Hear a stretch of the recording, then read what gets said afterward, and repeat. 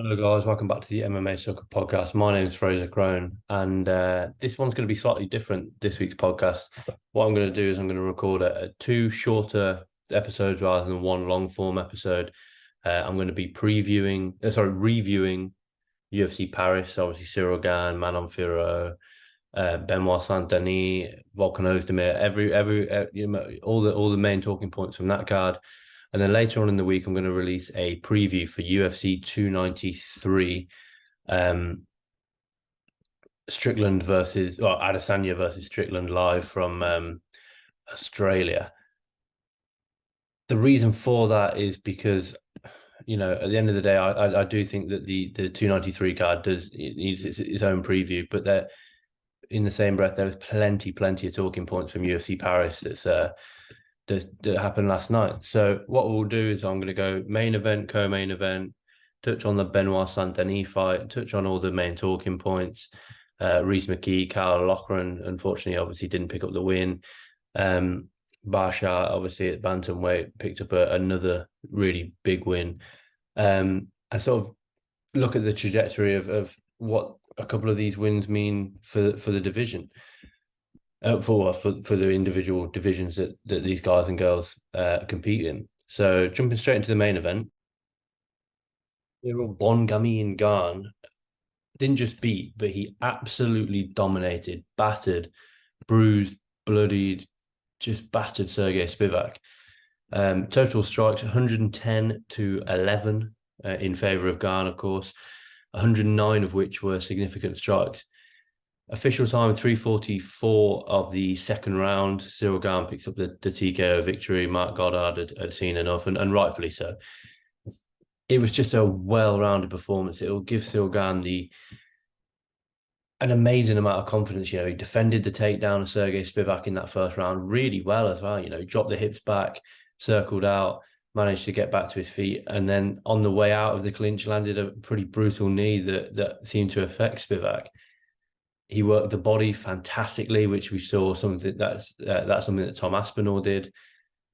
He was, it said every single broadcast that when Ciryl Gane fights, in the lead up to every Ciryl Gane fight, and now in the post fight, but it can't be overstated. He is so quick on his feet. He genuinely moves like a middleweight. But that can't be overstated when you're 250 odd pounds or whatever he weighed in at on Friday, and he's moving like a middleweight. He's light on his feet. He's in and out. He's got, without a doubt, he's got the best movement in the heavyweight division. I'd say Tom Aspinall does come in at a close second, and for me, that's the fight to make. Just before I touch on that fight itself, Ciryl Gane was ranked number 2 going in. Sergey Spivak ranked number 7. And Ciryl Gane looked like Sergey Spivak was a UFC debutant, out of the top 30. He absolutely battered him from pillar to post for the 8 minutes that the fight was contested over. I thought it was just I was debating picking Sergey Spivak before the fight because he's got really good takedowns, really, really solid takedowns. But I'm glad I didn't. I made a couple of wrong picks on this card. I'll go on to talk about later on in the Volkan Ozdemir fight. But Ciryl Gane looked like Sergey Spivak didn't deserve to be on his level. And that's kind of what played out in the fight, to be honest. Sergey Spivak, was riding a very good winning run. He'd picked up big wins. I mean, Greg Hardy is what he is, but Augusto Sakai was once a decent prospect, and of course Derek Lewis last time out. And yet Ciryl Gane genuinely made Sergey Spivak look like he was a day one amateur in there. 11 strikes landed in 8 minutes for Sergey Spivak. Kind of talks to the elusive manner that Ciryl Gane has, and that Ciryl Gane can achieve. What's next for Ciryl Gane? Michael Bisping on the post-fight interview in the octagon tried to pitch it, tried to say, look, Tom Aspinall's here. He said he wants to win her, and Ciryl Gane was non-committal to the fight, shall we say? he simply said, he failed in his first attempt to get the belt, and he wants another shot at the belt. He's not going to get the next shot at the belt without a doubt. It's going to be Sergey Pavlovich. We know that he's the official backup fighter for the Jones versus Stipe Miocic fight, and which more often than not tends to lend itself to being the next in line for the belt. So the only fight to make is Ciryl Gane versus Tom Aspinall. Aspinall has looked pretty flawless in his UFC career thus far. Of course, yes, he has got the loss on his record to Curtis Blades, but that was the fight where his knee blew out. I wouldn't mind them running that fight back, but the more logical fight, the more fan-friendly fight, and the more entertaining fight, without a doubt, Tom Aspinall versus Ciryl Gane. Can Ciryl Gane turn around a fight in November on that 30th anniversary card in New York City on as the big co-main event, or the big third fight on the main card against Tom Aspinall? Unfortunately, I'm not convinced that he can. He doesn't fight all that consistently. If you look down his for example, his last four fights: January 2022, and then he didn't fight again until September. September, he didn't fight again until March, and then March, he didn't fight again until September. So, it's not looking as if he will make that quick turnaround. Of course, he has made quick turnarounds in the past. We've got when he fought Junior Dos Santos in December 2020, and then fought Jairzinho Rozenstruik in February 2021, and then fought again in June 2021, and then fought again in August 2021. But in the past few years, he's certainly scaled back a little bit, should we say? But that's the fight to make, without a doubt. Tom Aspinall, Ciryl Gane. For Sergey Spivak, I don't think he takes a massive step backwards. I think people just have to appreciate how good Ciryl Gane was on the night. For Sergey Spivak, I'm not really sure what's next, but I'm sure he'll get another ranked opponent, and I think the UFC will see him favorably, because he went over to Paris in Ciryl Gane's home country, and was willing to sort of step into the fire, as it were, and I think the UFC will sort of look at him favorably for that. The co-main event, Manon Fiorot defeated the former strawweight champion, making her flyweight debut, Rose Namajunas. I actually thought this one, heading into the fight, was a very easy one to pick. I thought Manon Fiorot she's too good for someone to be stepping up for the first time and competing against for the title in your flyweight debut. She picks up a 6th straight win, 4th straight unanimous decision win. She obviously beat Rose last night. She beat Caitlin Chikagian. She beat Jennifer Maya Bueno Silva. And she got finishes in her first 2 fights against Tabitha Ricci and Victoria Leonardo. But focusing on the fight that was last night, I just thought she was too big. She was too strong. Whatever Rose was throwing and landing wasn't really affecting Manon Fiorot. She obviously got that pretty bad cut. I think it was the middle of the end of the second round.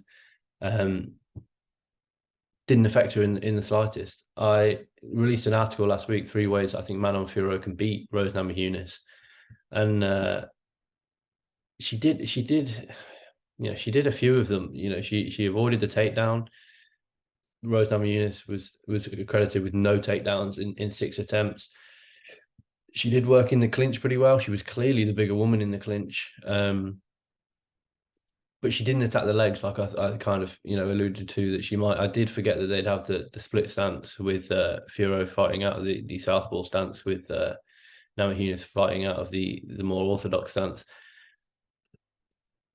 But Manon Fiorot does switch from southpaw to orthodox southpaw. She didn't throw the leg kick, but ultimately she didn't have to. I thought it was a pretty easy fight to score. I had it 2-1 Manon Fiorot. I think that's what the majority of so you got 30-27 and 29-28. So yeah, it wasn't in my eyes anyway, it wasn't a difficult fight to score. And that's got to, for me, set up a a title shot for Manon Fiorot next. She was very non-committal about facing Erin Blanchfield. She said, "Look, why do I need to fight Erin Blanchfield? I'm riding a 6-fight win streak. Um, but if I have to fight Erin Blanchfield, I'll fight Erin Blanchfield." For me, I don't think she has to fight Erin Blanchfield. Yes, Blanchfield is on a tear of her own. I think a 6-fight win streak for Erin Blanchfield herself, but she hasn't fought the. I don't think she's fought the caliber of opponent that Manon Fiorot has fought in. I think it's difficult for me because Erin Blanchfield on paper is as deserving as Manon Fiorot, and naturally you'd have them two face off against each other, and the winner of that would obviously then gain a title shot. We've got the title being contested next month. Sorry, this month. It's September already. I think it's not this weekend, but it's the weekend after Mexican Independence Day. You've got Alexa Grasso versus Valentina Shevchenko competing for the flyweight belt. It's a difficult one because if Shevchenko wins, logically you'd do a trilogy bout. You'd it's 1-1, and you do a trilogy bout. But if Alexa Grasso wins, again logically you'd go on to the next contender. But for me, Manon Fiorot, the thing is with Fiorot, she's not as young as Erin Blanchfield. If Erin Blanchfield doesn't get the shot next, Erin Blanchfield will fight for a UFC title without a doubt. Manon Fiorot, I think, is 33 or 32 or 33. Erin Blanchfield is 25, I think, 24 or 25. So Erin Blanchfield will compete and will more than likely win a UFC title in her career. Manon Fiorot hasn't got as much time as Erin Blanchfield, so she has to wait for a title shot next. I'll go on to talk about it more in a few weeks when Shevchenko and Grasso clash for the belt, and whoever wins that one, we'll talk about excuse me, how Fiorot matches up with either Shevchenko or with Alexa Grasso. But from what we've seen so far, I think she matches up really well with both of them. She's got a pretty elite takedown defense, defending all six of Rose's takedowns. She defended three of the 4 takedowns Jennifer Maia shot at Maya Bueno Silva. Didn't even attempt a takedown on her. She's got very good takedown defense, and of course she's very slick on the feet. She knows how to fight quite long. She's got quite a long reach for the division at 65 inches. And I just think she's really good, Manon Fiorot. For Rose Namajunas, it's very difficult. She's 2 losses in a row now, and I mean that first loss, I don't even want to talk about it. The loss against Wiley Zhang, Carla Esparza, and then this loss, in my opinion, wasn't close. It'll be interesting to see whether she sticks around at flyweight or she goes back to compete at strawweight. If she did go back down to strawweight, she's a contender. She's not in the title picture. Far from it. She could face a Tabitha Ricci, is enjoying a 4-fight win streak. You don't put her in there with someone like Tatiana Suarez, maybe Marina Rodriguez if Rodriguez wins in a few weeks, maybe a Mackenzie Dern if Mackenzie Dern beats Jessica Andrade. At flyweight, I really don't know what you do with Rose at flyweight. Do you put her in with these killers, Karine Silva or Natalia Silva? Do you put her in with a Casey O'Neill, so that she sticks around in the top 10, a Miranda Maverick even? Or do you give her a fight that is more logical? Andrea Lee, she's lost the last 3. Joanne Wood has lost 3 of her last 4. Molly McCann, has lost 2 on the bounce, both by sub, and pretty dominant fashion. But Rose is definitely at a crossroads in her career. And for me, we have to ask the questions: is Rose Namajunas really that good? At the end of the day, she's the former champion, 2-time champion. So there's very little doubting that she's got the skills to sort of be a champion. But if you look at the way she got to the belt, she lost to Karolina Kovacevic. She beat Michelle Waterson. She beat Joanna Jędrzejczyk to get the belt. and then she beat Joanna Jędrzejczyk via decision to retain the belt. Then she was slammed on her head against Jessica Andrade. They then went and had a rematch when neither woman was champion. Jessica Andrade lost that fight, but I thought she actually won that fight. She lost it via split decision. Then she fought Weili Zhang and knocked Weili Zhang out within, just under a minute and a half of that infamous head kick. Then the rematch, and again, it sounds like I'm shitting on Rose, and I don't really, I don't want it to come across like that, but I thought she lost that fight. She won the fight via split decision. She then lost via split decision against Carla Esparza in a fight that I actually thought she won. And of course, now she lost to Manon Fiorot. So it's very difficult for Rose Namajunas. She has an 11-6 record. She's 31 years old now. Does she just have fun fights? Does she just have sort of main event fight? Because she's a main event fighter. We know that she's main evented. I'm pretty sure she's main evented pay-per-views. I'm sorry, she's at least co-main evented pay-per-views. Oh no, she's co-main evented a pay-per-view, Namajunas versus Andrade, UFC 237. So it's a difficult. Rose Namajunas is certainly at a crossroads. So they were the only two fights really on the card that had sort of championship. What's the word? Championship. They're the only two fights on the card that had championship implications. Implications is the word I'm looking for. So they're the only two fights on the card that had championship implications. But then we had a lot of fun fights, a lot of really good finishes. Benoit Saint-Denis just beat the life out of Thiago Moises. After, I'll be honest, 2 low blows in the first sort of couple of minutes of the fight. So it did certainly sort of dampen the hype around the fight. Benoit Saint-Denis, though, come on. The guy is now riding, I think, a 4-fight win streak. He lost his UFC debut on short notice against Ezekiel Zaleski dos Santos. I think that was up at welterweight, I believe. And then he comes back to finish over Nicholas Stoltz, finish over Gabriel Miranda, finish over Ismael Bonfim, now finish over Thiago Moises. He beat the life out of Moises and broke him. And for me, what was most interesting is when he had Moises back off the fence, he was ripping to the body and to the head, and Moises didn't know how to react. He was just trying to react with big hooks of his own. And he's got a chin, Benoit Saint-Denis, and then ultimately he finished the fight via TKO. I think Moises just had enough. He couldn't deal with the pace of Saint-Denis, and it was just a really, really good performance. I really hope to see Saint-Denis ranked on Monday. I don't think he will, but let's put him in a big fight next. Diego Ferreira, Matt Frevola. Even, I don't think he would, but even an RDA, I want to see Benoit Saint-Denis really take that step up now. And Thiago Moises, let's not forget, he went 4 rounds with Islam Makhachev 3 fights ago. He holds wins over Alexander Hernandez, Bobby Green, Michael Johnson, Damir Ismagulov took him 15 minutes. So let's not forget, this is a hard guy to get out of there quick. And Benoit Saint-Denis did that in his home country of France. It was a really good performance. Volkan Ozdemir got the first round submission. I picked Bogdan Guskov. Obviously, coming in on a late notice, I thought that he could maybe do a bit, but I don't know what he was trying to kind of do, is defend someone who's notoriously heavy hitting with his hands down. I didn't quite get that. Volkan Ozdemir picks up another win. He doesn't go up or down. I'm not even sure if he's still ranked.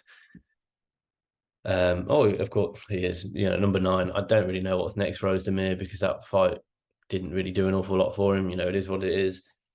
William Gomis picks up a TKO victory with a kick to the body. Now, this one was coming straight off the back of another kick to the body from Shari. That first kick, Shari's kick, sickening. The frustrating thing is his opponent, Zacchini, was probably fine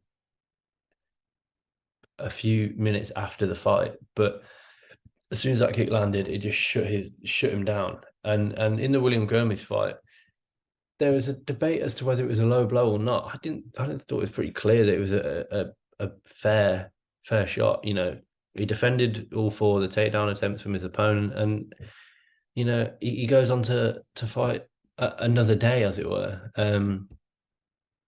I think he's 2-0 in the UFC now. Sorry, 3-0 in the UFC after having a number of cancelled bouts in his career. He's obviously had the change this week. He's supposed to be facing Lucas Almeida this week. I, maybe I'd rebook that fight, but also there's a lot of fun fights out there for William Gomi. You've got people on the fringe of a featherweight ranking like Hakeem Dawodu, Cub Swanson. But these are fun fights. Now there's two more on the card, or I mean, I'm just going to touch on Farid Barshat because what more can we say? He's elite at bantamweight. He's just bantamweight is so good and it's so deep, and he's undefeated still, 11-0 now. Submits Cledson Rodriguez in the first round with an arm triangle choke. He's so good, and as is his brother. Again, big fight for Farid Barshat on the horizon, in my opinion, anyway. I just wanted to talk on. Well, actually, I'll quickly touch on Norma Cornell because I thought she lost that fight to Jocelyn Edwards, but she also does look very good. Her last fight against Hasna Gaber, I mean, for those that don't know, Hasna Gaber is the girl that lost to Dakota Ditcheva in London last year. She quit. She quit. That's She then lost to Cornell due to leg injury. Is what it is. Make your own decision about that. But I thought she was quite lucky to get the win. She outlanded Jocelyn Edwards for large periods of the fight on the feet. 85 total strikes to 75. But Jocelyn Edwards landed 5 of 8 takedowns. I think 30-27 was very, very favorable. That second round, just looking at the stats, 3 takedowns landed for Jocelyn Edwards, 2 minutes 47 of control time, 31 strikes landed to 15, and somehow Cornell got the decision for that round on 2 judges' scorecards. It is what it is. Reece McKee lost his second debut, as it were. He was just badly beaten in that one. Ange Looser is looking really, really good. And it's a similar situation for me with the Loughran fight. However, Reece McKee really rallied at the end of that fight. The last sort of 30 seconds, I don't know if he caught Ange Looser with something, but he was unloading, really ready to take his opponent out. And I can't believe nobody scored that round for McKee. For McKee, maybe he's just not UFC caliber. He's now lost 3 in the UFC on the bounce. Hamzat Chimaev, Alex Morono, and now Ange Looser. Ange Looser, really, really good performance. Taylor Lapalus defeated Carl Loughran. This was a difficult fight. I'll link my article below because I was doing sort of a live update of it as the fight happened. Loughran obviously came into the fight with a lot of hype. Former Cage Warriors champion, undefeated, 8-0, I think he was. But I'm not really sure. He really struggled with the range in that fight. That last round, he didn't land a single takedown, 0 of 8 takedowns. He was a lot slower. Lapalus was a lot quicker than Loughran. Lapalus has got a massive future. I think we forget as well with Lapalus that he was in the UFC. It's a brilliant story. In the UFC, he was cut from the, or he, I say he was cut. He was either cut or lost or left the UFC with a 3-1 record. Fought on the regional scene a little bit, put together a series of wins. Rejoined the UFC. He was meant to rejoin the UFC in September of last year. He had an injury, had to pull out of the fight. Then he had another injury and then he was rescheduled to fight in France this year. Last minute opponent change for Loughran. I think he surprised a lot of people. He was really, really good. His takedown defense was really solid. When he was taken down, he didn't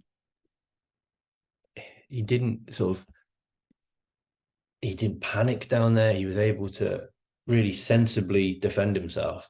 intelligently defend himself. And it was just a really good performance. He was slick. He was very, very quick, and he was stinging Loughran. And I think Loughran will learn a lot from this. He's got a lot of hype.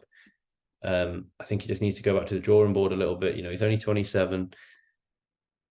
He just wasn't able to get the takedown on Lapalus.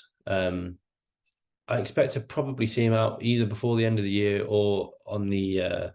I'm assuming they'll do a UFC London card next March. I'll probably put a Loughran on that. But he'll learn a lot. But Lapalus, I really think he's not a young guy anymore. Lapalus, he's I think 31.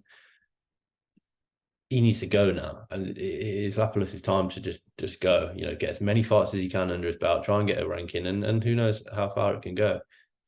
So that was the UFC Paris card. I thought it was a really good card. I really enjoyed it. The crowd was phenomenal. The Paris crowd is probably one of the best crowds that you can. I mean, just listening to it through my laptop, it's a phenomenal crowd. Phenomenal performances from Ciryl Gane, Manon Fiorot, Benoit Saint-Denis. You got pretty much all French fighters on the card picking up wins, aside from, of course, the all French fight with William Gomi and Zara Farine in the first fight. She was just, she's not UFC caliber. She's 6-6 now, and she's lost the last 4 on the spin. She's 0-4 in the UFC, so that's her done in the UFC. But just want to quickly touch on Liam Smith and Chris Eubank Jr. 10th round TKO for Junior. He dominated. It was the best performance I've seen Eubank Jr. put in, bar none. He was quick. That jab just couldn't miss. He dropped Liam Smith in the 4th round. And he was sensible. He had Smith up against the ropes at one point, was absolutely unloading on Liam Smith. And yeah, Smith was, to be honest, Smith was avoiding a lot of the shots that were landed. And obviously, it kind of paid dividends changing the coach in the end. Chris Eubank Jr. brought in Bomac. Obviously, it's Terence Crawford's coach, and it worked. There were questions as to whether it could have worked. There was enough time for it to work, and clearly it did. Will we see a third fight? There's a potential. I don't think it sells because of just how dominant Eubank Jr. was in this fight. Liam Smith was never in this fight. I read something this morning that he supposedly cut. I think it was. He obviously had the back injury that kept him out of the cancelled the first fight. I've just gone on, and Liam Smith said he had to cut 42 pounds for the Eubank Jr. rematch, and believes it had a big impact on his performance. I mean, that's ridiculous. There's no need to ever cut 42 pounds in if you have to cut 42 pounds, you're in the wrong weight class, in my opinion. It appeared to everybody on the broadcast. It was quite obvious for those watching, as well as it being quite obvious for a lot of people and a lot of experts on Twitter that Liam Smith had an injury to eat, but then it was people were talking whether it was a back injury, a leg injury, or an ankle injury. It wasn't clear. It appeared that he did have an injury, but I haven't seen that he's mentioned that injury. For me, I don't want to see a trilogy. I think Eubank Jr. was just too big, not even too big, just too fast, too good for Liam Smith in that fight. And what I'm worried now is that they'll set up the Conor Benn fight. That is what it is. We'll talk about that if it ever gets announced. But yeah, I just wanted to touch on that fight because it was a big fight over here in the UK. But yeah, Chris Eubank Jr. absolutely battered and stopped Liam Smith, something that isn't easy to do at all. So like I said, this was the review of the weekend just gone. Later on in the week, I will be dropping a preview for UFC 293, Adesanya versus Strickland. I'll speak about any news that drops this week. I don't think there is any news really that's looking like it's going to drop this week. We've got plenty out on the site already about UFC Paris and alike, but keep it locked to MMA Soccer. I appreciate you guys listening. My name is Frazer Krohn. I'll drop my links in below. I'll drop the links to a couple of the articles that I'm discussing below. And yeah, I'll catch you later on in the week for the big preview of the upcoming pay-per-view, Adesanya versus Strickland, live from Sydney. Thanks for your time, guys. Take it easy.